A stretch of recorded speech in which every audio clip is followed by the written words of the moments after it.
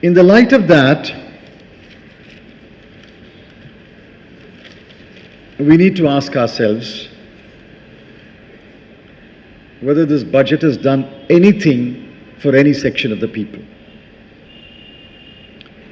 It is clear to me that this budget, having failed the test of fiscal consolidation, having failed the test of promoting welfare, having failed the test of relieving agricultural distress, and having failed the test of promoting employment, this budget, taken together, taken as a whole, has failed the people of India.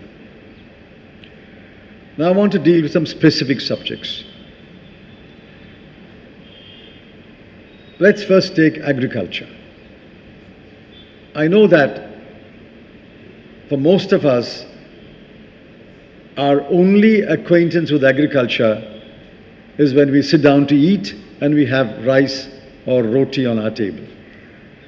Unfortunately, 60% of India is dependent on agriculture. Where has that 60% been left today? When it came into office, the NDA government boasted that we will be very, very tight-fisted in giving MSP, minimum support price, because generous increases in MSP are inflationary, and our first object is to control inflation. This is a very short-sighted, in fact, cynical, I would go to the extent of saying, criminal neglect of agriculture. There is no trade-off between MSP and inflation. MSP will be slightly inflationary, but MSP is an absolute necessity. Price is the best signal for the farmer. Any other signal is a weak signal. Price is the best signal. You sow paddy, you will get so much. You grow sugarcane, you will get so much. You cultivate soya bean, you will get so much. That is the best signal to the farmer to go to the field and start ploughing. Under the UPA government, between 2004 and 2014, in 10 years, we doubled MSP. If MSP was 300 rupees, 10 years later it was 600 rupees. If MSP was 1,800 rupees per quintal, 6 years later it was 3,600 rupees per quintal. We doubled MSP because we realized that MSP is the best signal to the farmer, and that is the only way in which farmers in this country can be encouraged to remain in farming, remain in agriculture. This government cynically ignored the interest of the farmer for 2 years. And suddenly they wake up today and say, oh, we are going to give you MSP, which is cost plus 50%. This is what I call the first Jumla, the MSP Jumla. India has contributed many words to the English language. Every year we contribute many words to the English language. Curry is a word we have contributed to the English language. Tikka is a word we have contributed to the English language. If you open the dictionary, you will find Konikipoli is a word, which is Kanakapillai. Konikipoli is a word we have contributed to the English language.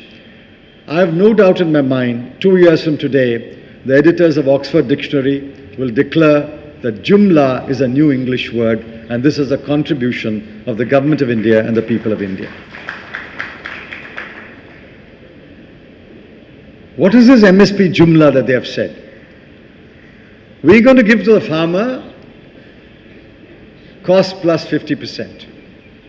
Immediately, Dr. Ashok Gulati, Dr. M.S. Swaminathan, and many other agricultural scientists said, which cost? For the farmer, there are 3 costs. One is A2. A2 is input cost. Cost of seeds, cost of electricity, cost of fertilizer, cost of hired labor. These are input costs. Are you going to give input cost plus 50%.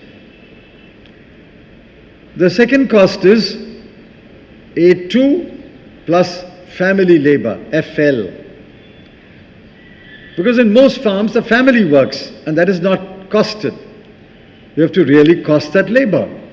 Labor is not free. So the next cost is A2 plus FL. Are you going to give 50% over A2 plus FL? There is a third cost called C2 cost that includes notional rent for land and notional interest for the capital employed. Are you going to give C2 plus 50%? The budget speech was silent. What was, of course, audacious was the budget speech said we've already given cost plus 50% for some crops. So we asked, which crops? When did you give? Where did you give? And today it is exposed that the government in some crops has given A2 plus 50%. That is not what the Swaminathan Committee recommended. That is not what agricultural economists want. That is not what farmers want. Farmers want all costs to be taken into account plus 50% on that. Government did not explain this in the budget, and 10 days after the budget was presented, government has still not explained what is this MSP equal to cost plus 50%. Which cost? And look at another aspect. The Rabi crop is already over. You can't give the new MSP to the Rabi crop that has already been harvested. The next harvest is the Kharif crop, what we call Kuruvai in Tamil Nadu. That is going to come in September, October.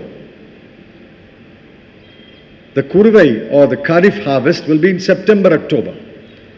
So what the government is promising today on the 1st of February is, in September, October, we will give you this cost plus 50%.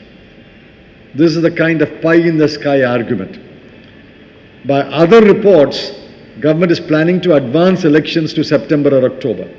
So it's clearly an election jumla. This is clearly to influence the farming community in the event elections are advanced to September, October by saying, listen, we announced in February, we're going to give you cost plus 50%. Wait for the Kharif harvest, but in the meanwhile, please vote for us. This is the worst jumla. This is the unkindest cut on the farmers. The farmers have not accepted it. The farmers are seething with anger, and there is so much ferment and so much unrest all over rural India. This is the first jumla. The second jumla is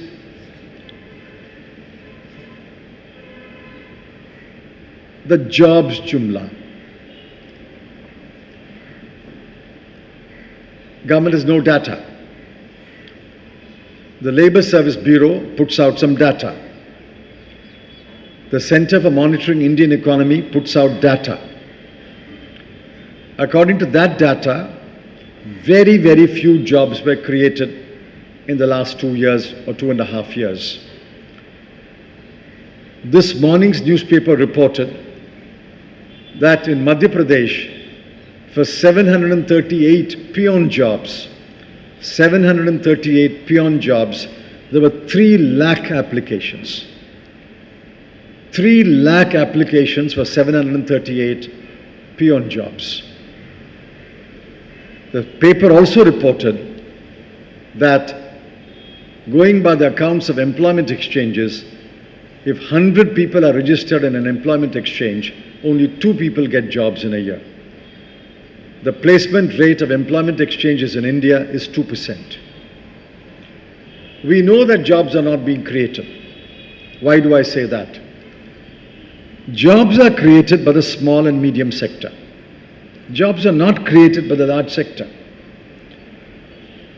It is a rule of thumb that in a large project, if you invest 1 crore rupees, it will create 1 job. That's a rule of thumb. 1,000 crore rupees steel project will generate directly and indirectly 1,000 jobs. But the same 1,000 crore invested in hundreds of small and medium enterprises will generate many, many more jobs. 90% of all jobs in this country are in the SME sector. If you take the EPFO registration, 90% of all registered employees get a salary of less than 15,000 rupees. 15,000 is average. It is a small and medium sector which generates jobs. But that sector was devastated by demonetization. Hundreds of units closed down. Hundreds of other units cut back production and retrenched their workers. And before they could recover from the blow of demonetization, they had GST imposed upon them, and the flawed GST damaged them even further. So jobs are not being created. The government today says we have created 70 lakh jobs in the current year. We were all completely taken aback. How did India, the formal economy, create 70 lakh jobs?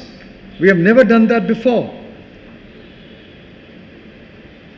The finance minister says, I'm relying upon a private research paper by two private academics who had, obviously, privileged access to some EPFO data. So we asked him, why were the two academics given privileged data, privileged access? Why was the data not put in the public domain? Why have you not given the data to us? Why have you not given the data to other think tanks? There's no answer.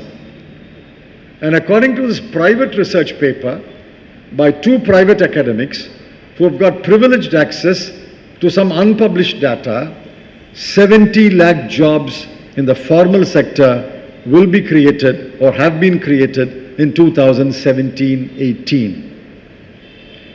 So we went back and looked at published data.